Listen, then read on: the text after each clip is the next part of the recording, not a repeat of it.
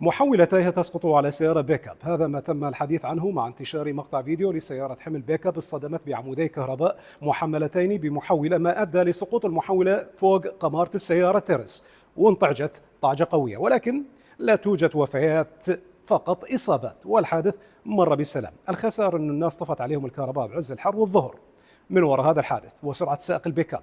الطريف أن الحادث وقع بالقرب من مديرية مرور كركوك.